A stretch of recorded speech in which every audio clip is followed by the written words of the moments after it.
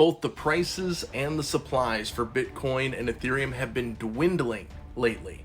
And from the onset, you would expect that if the supply of something is dropping, that would of course increase the price. We talk about the basics of supply and demand economics all the time on this channel, and a lot of people are confused as to why we're seeing what we're seeing right now. Well, stay tuned, because in this video, I'm going to go over the top 4 reasons why the market is behaving the way that it is currently, and why I believe the later end of 2024 is going to have a major turnaround. Let's take care of the first 2 right off the bat. These are entirely situational. You have the German government offloading a bunch of Bitcoin onto the market, and they're doing it using market sells, which means they're affecting the books directly. And we'll get into a few details as to why that's important in just a little bit. And the second thing is that the Mt. Gox repayments are starting to hit private wallets. And of course, after 10 years of all this litigation and bullshit behind the scenes, of course, some of that Bitcoin is going to hit the markets. People are going to be taking profits. But just like everything else, that selling pressure will dry up eventually in a matter of weeks.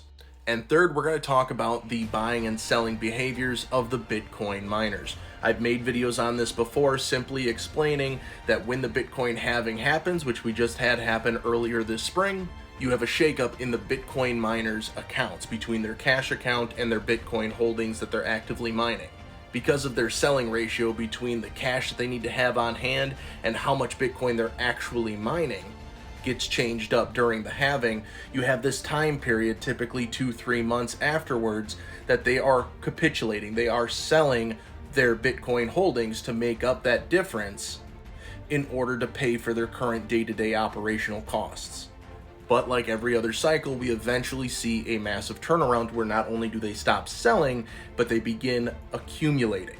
Meaning, besides the Bitcoin that they're mining, they're actually going out onto the markets and buying up more of that supply. That turnaround is coming very quickly as well.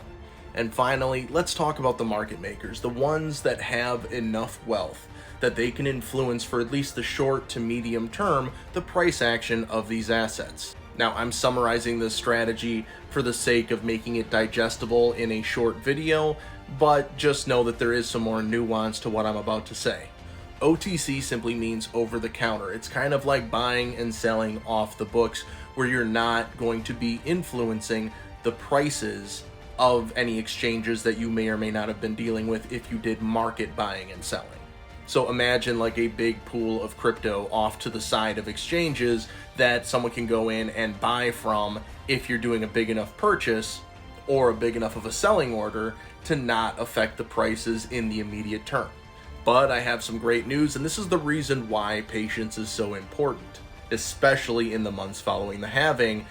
The OTC markets are drying up. That extra little bit over here that they can use to basically manipulate or avoid manipulating the markets to their will, that's drying up, that's going away.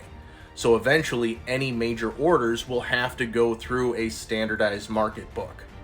And that is very quickly going to result in a price turnaround for the fall.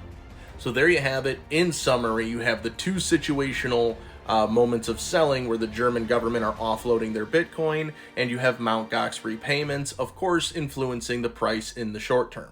You're having the miners switch from adding selling pressure to the market to adding buying pressure to the market. And you're having the OTC, the over-the-counter supply, absolutely getting decimated right now, and it's not going to last much longer, meaning the big influencers into the space will have no choice but to buy through market buys, which will jack up the price.